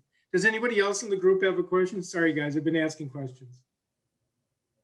I just had a quick statement that stood out about kind of being present and in the moment. And so I'm kind of a true believer of being authentic. Like you get Ross no matter who you are and how I work with you, and those that work with me know that. And I'm really comfortable at that. And not everyone is. And so it's giving permission to just be yourself, right? And so David, to your point, you know what, if it's not going to work, say it, because it's not going to help anybody to pretend that I can do something that I either don't have time for or the skill to. So just being authentic and saying we're all in this together. And I think the EQ as a guy who admittedly cries during Hallmark movies, like that's something it really works for me, and so I use that as part of my how I work, and that authenticity really goes miles with people. And I think some just dismiss it because it's not professional, but I think life has changed, and for me it's really enabled to say like, yep, I'm here we're in the same quarters for about 8 months now. It does get washed and I do shower, but right, so I appreciate that of kind of being in the moment, and that authenticity comes through. and when you act in that way, you inadvertently give others permission to do the same. And it is contagious. That's amazing. Anyone else? Well, in true consultant format, your call to action is to find one way to bring humanity or keep humanity at the forefront of your change initiative. One way, whether that's up in your communications, really listening, being mindful, taking a breath before you react, whatever it is, recognize your own humanity in that and others. I think you'll find it quite transformative. So thank you. Thank you so much, Shannon, Rose, and David. I think probably the best compliment you could get was that this presentation has been like chicken soup for the CM soul. So I think that I'm going to grab that and put it in my smile file. Take it. It's and very true. I think this was such a great time for everyone to reflect a little bit, and thinking about humanity, keeping it at the center of change is very grounding for all of us. So thank you so much, Shannon, Rose, and David. Really appreciate your presentation, your time here tonight. Thank you for all the great tips and just time for us to think more broadly about what we're doing every day. It was really wonderful. So thank you.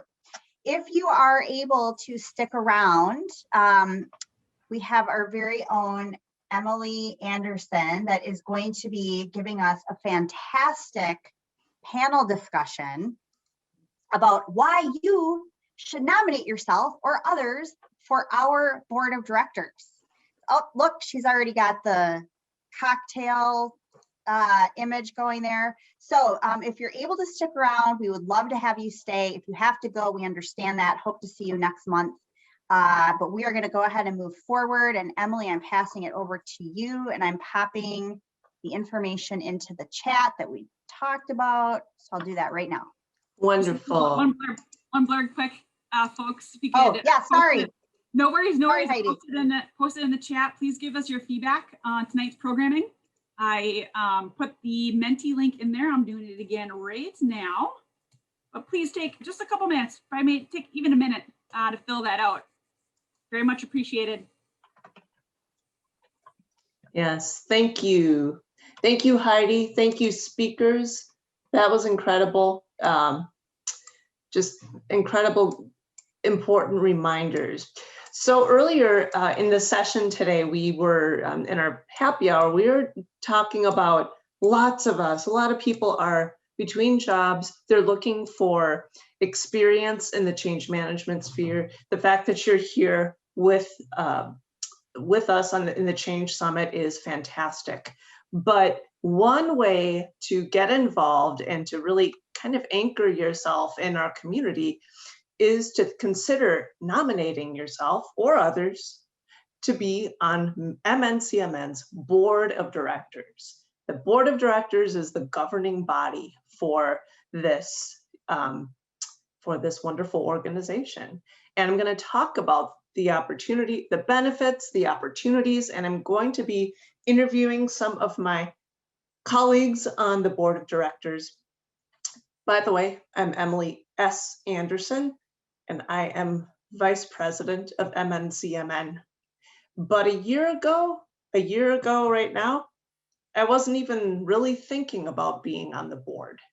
And here I am a year later, I'm the Vice President. How did that happen? That's a kind of a long story, but I figure if I can do it, a lot of people can. So what are the benefits of board membership? Why would you want to do this? Well, it builds professional credibility and experience, like I was talking about. Having board experience on your resume, on LinkedIn, being part of a governing body of a society like ours is really great experience to have.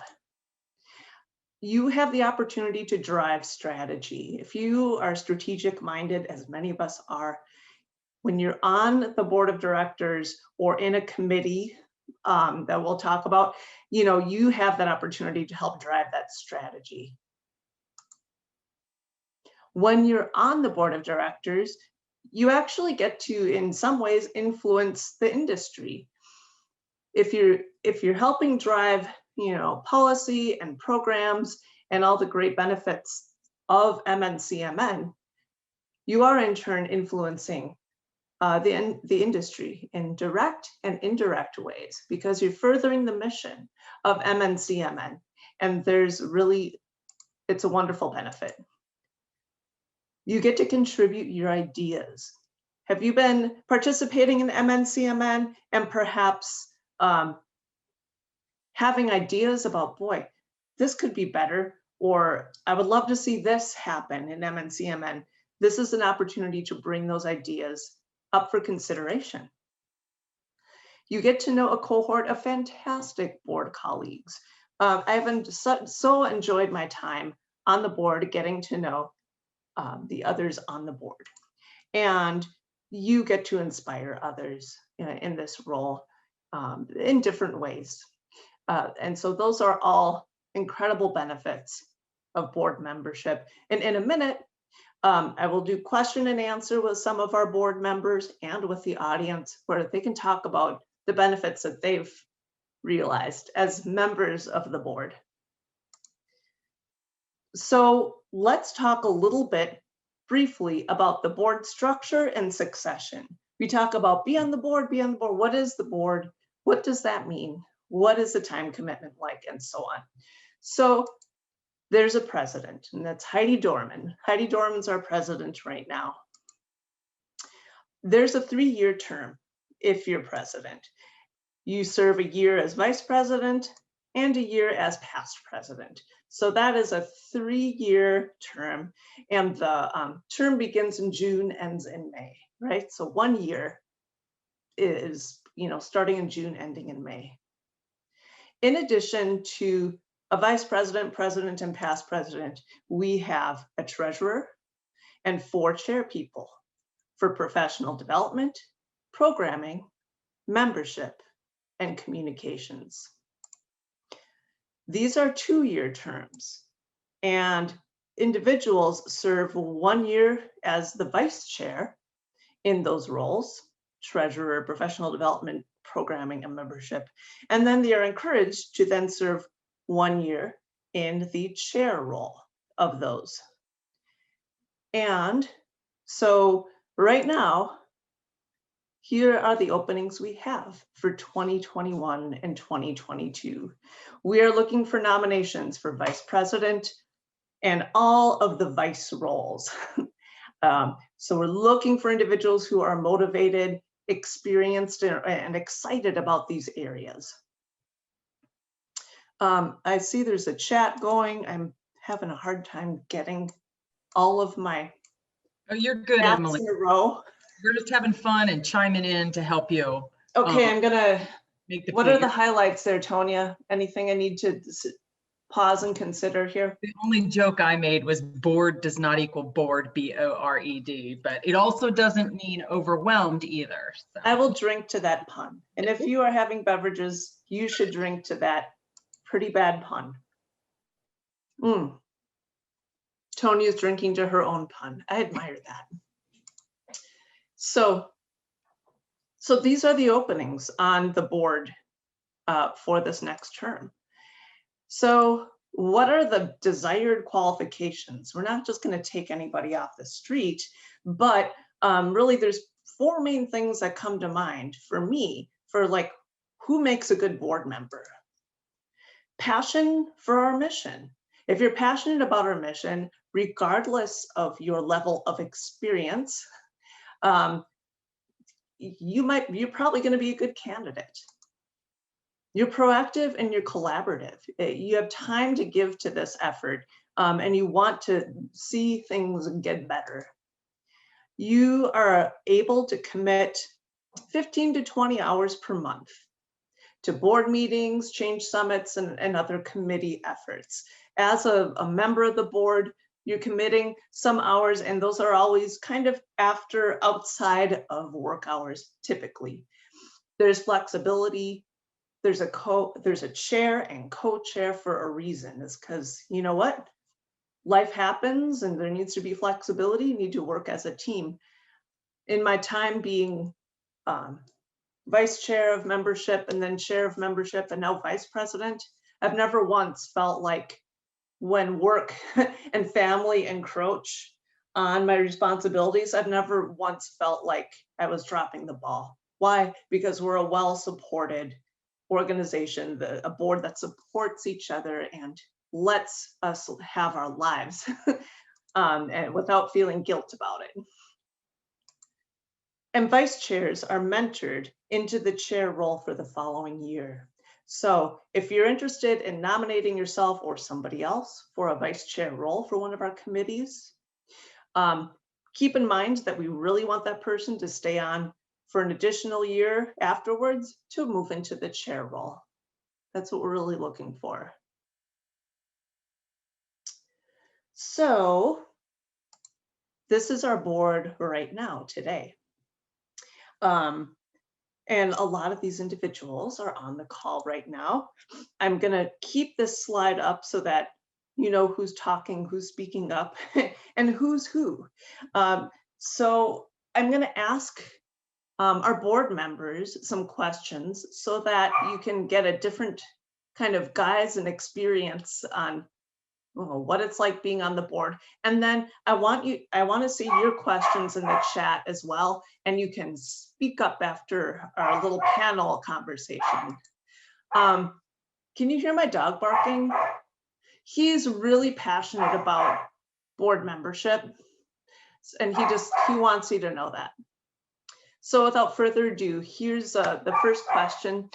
Let's start by hearing a brief description of the roles and responsibilities of each committee: communications, membership, programming, and professional development. Somebody from our communications team on right now?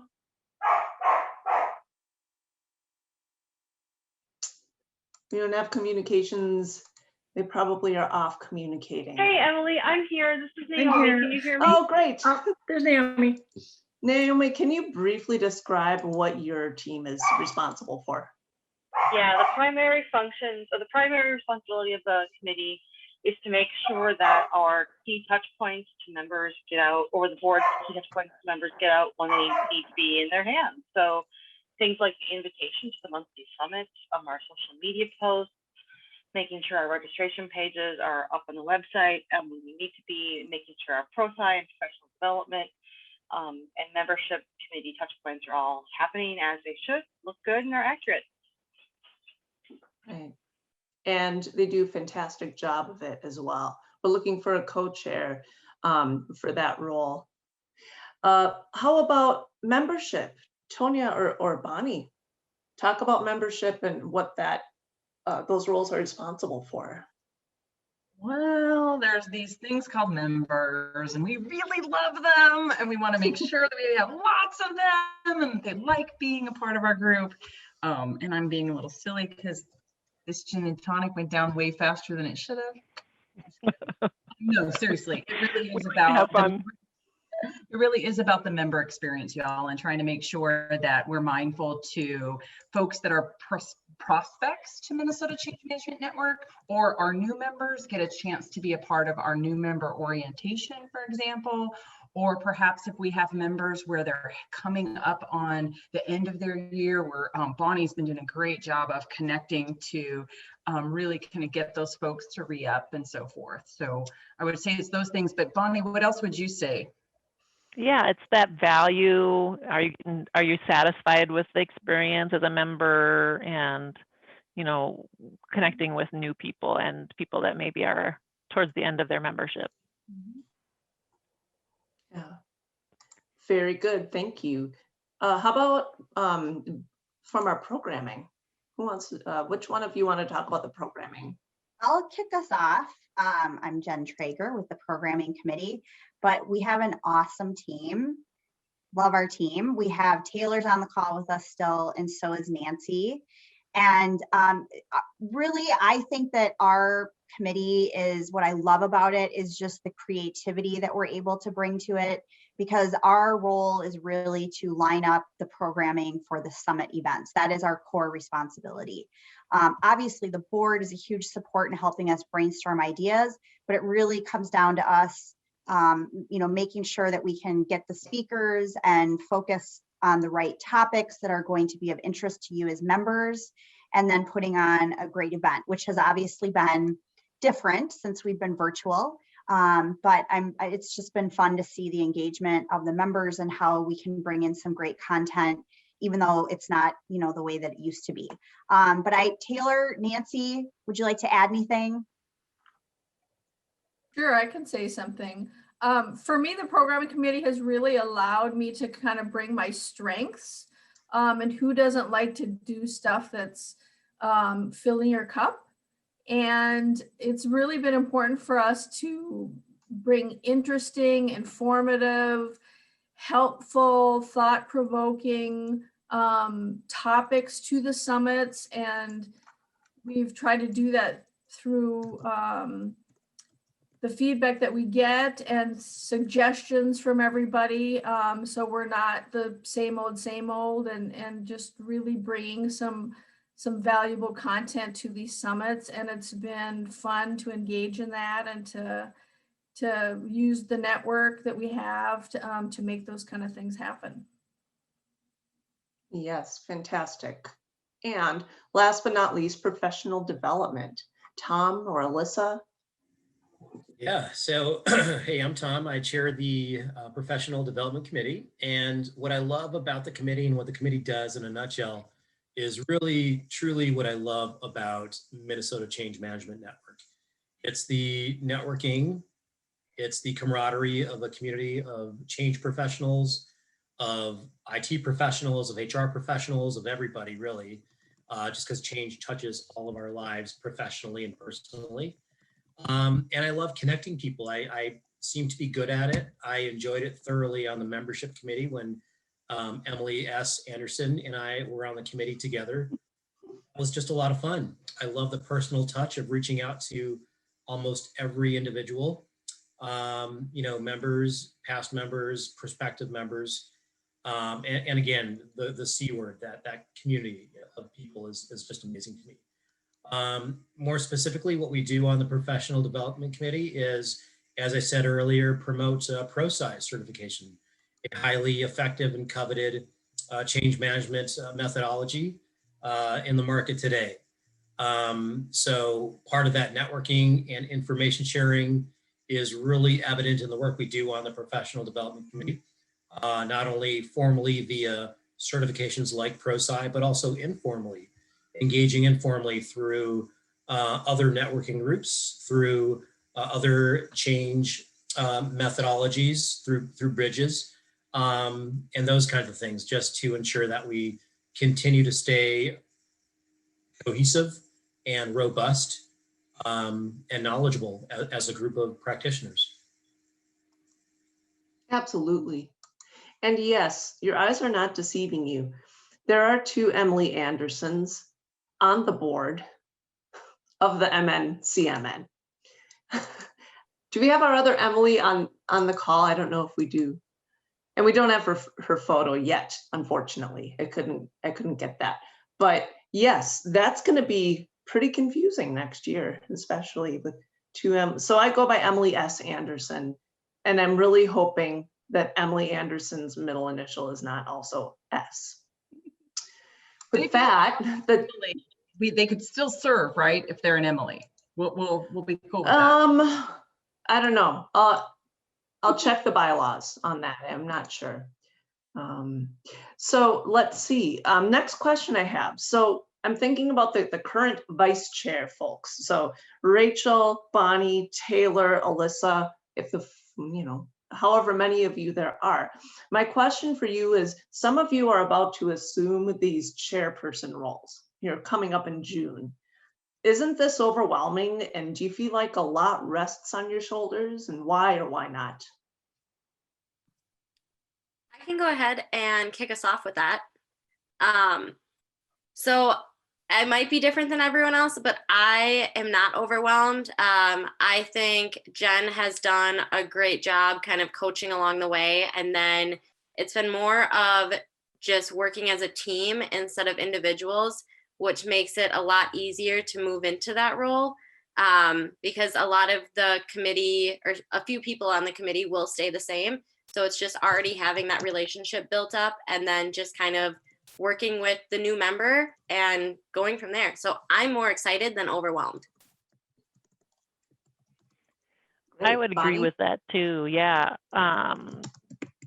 I don't feel overwhelmed. I haven't been, there's some transitions, so I haven't been on the board as long, but I still feel like this is a stellar group of people. So I'm not going to be trying to do this on my own. And to be able to do this with Tonya has been great. The 2 of us know each other ahead of time, so that helped in this transition in the last few months, but it's not overwhelming. And we're really working on building up our membership committee as well, and I think that will also help.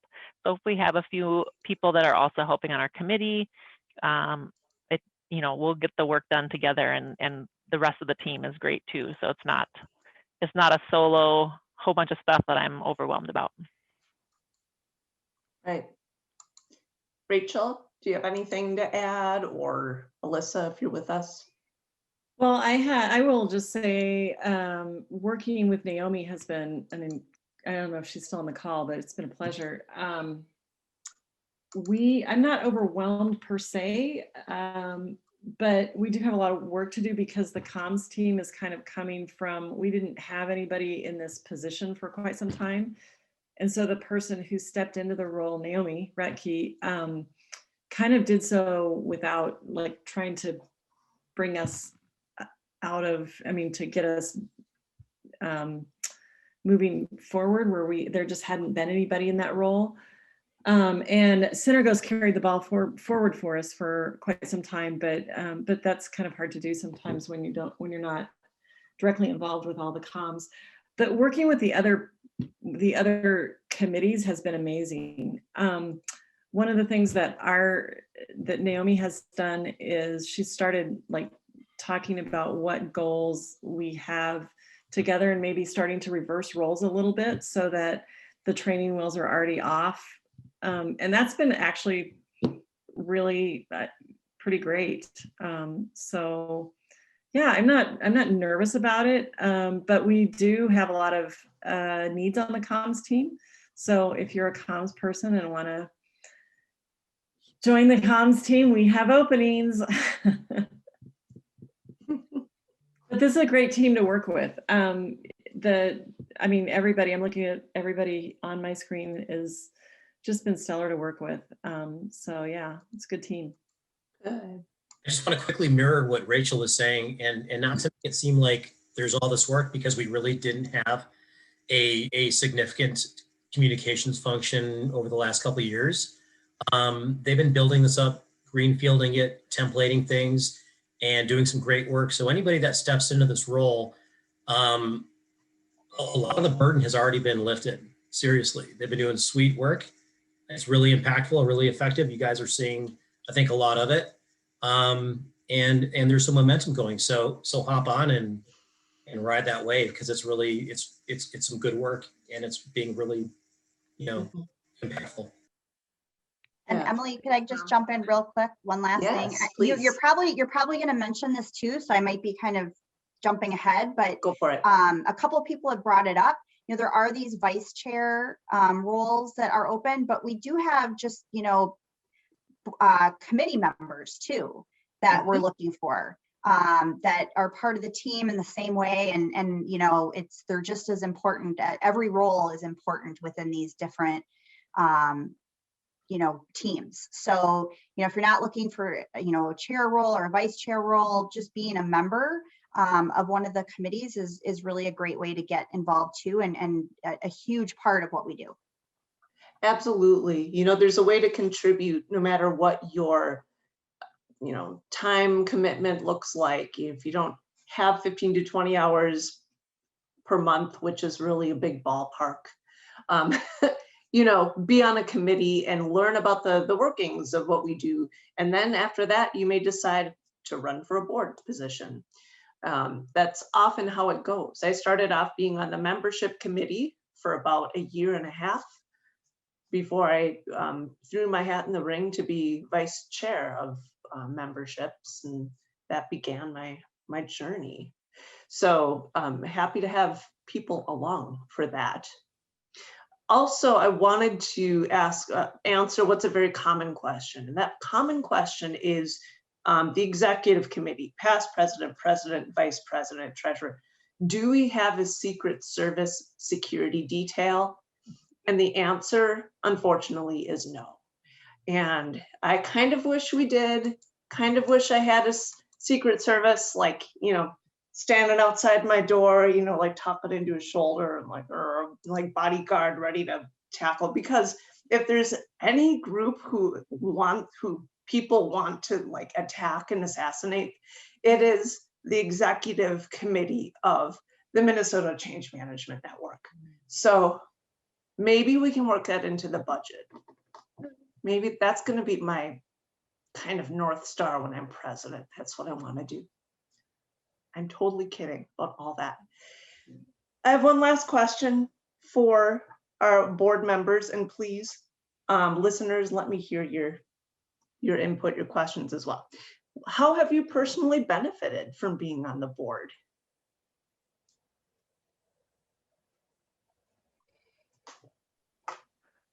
You know, I'm sorry.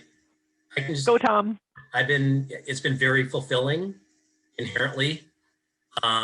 It's that sense of, again, for me, it's the cohesive community work that I do. And I'm a lifelong volunteer. I volunteer with the committee elsewhere, and it's just something that I'm used to doing. So I've benefited in terms of my own, you know, my own glass is more than half full.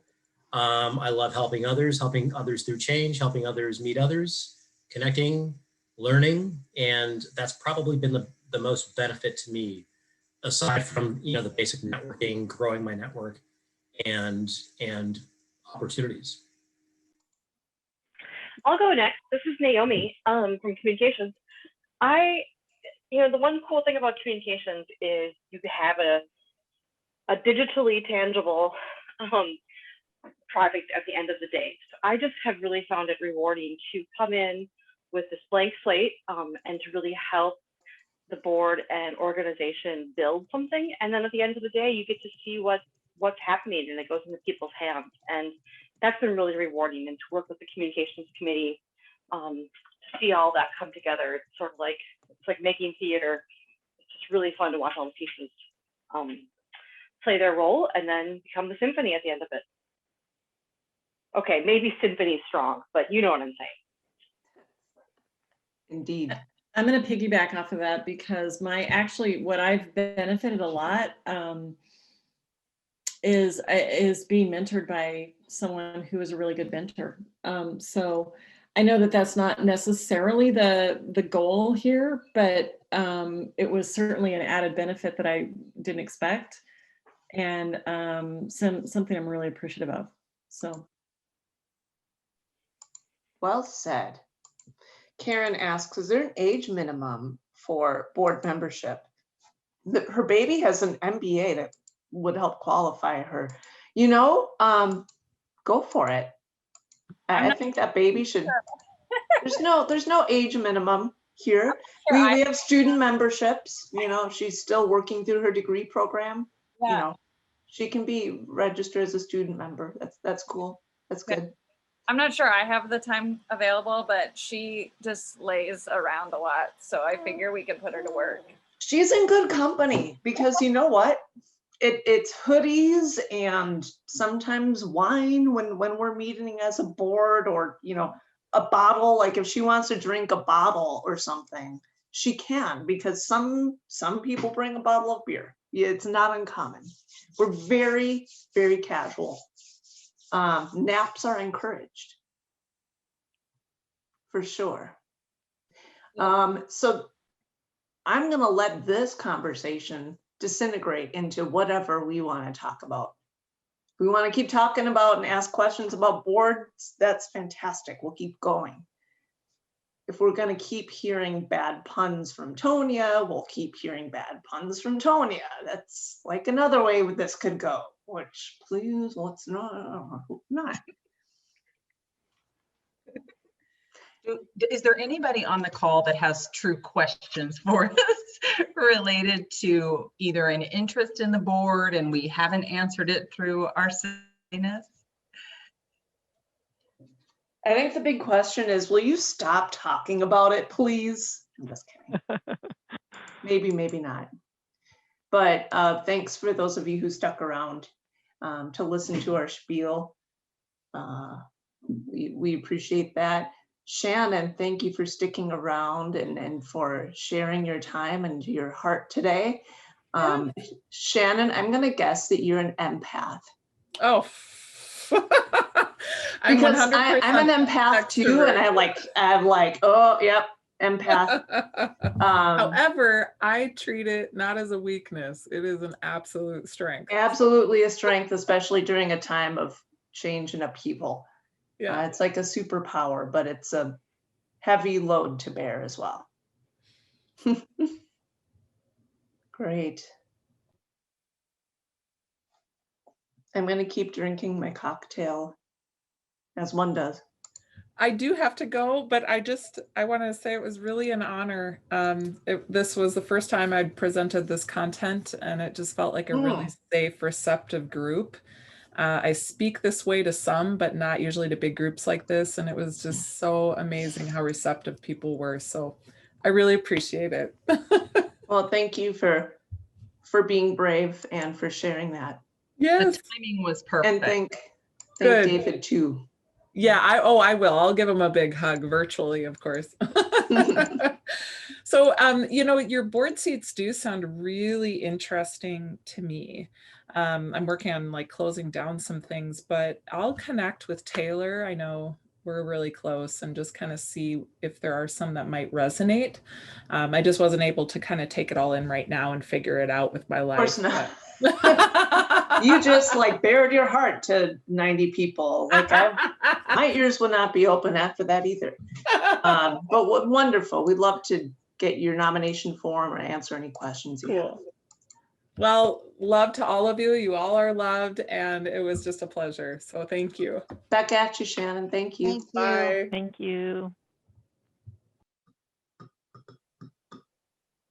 Hey, thanks for the good background on the board. I was just listening and just curious about the roles and what you do and how many are involved and how it works. So it was very helpful. Good. Good. Let us know if you have any other questions. Sounds good. Thanks all. Yeah. Thank you. Thanks for you. joining. Have a good evening, everyone. Thank you. Thanks. Yep. I think I'm going to jump now.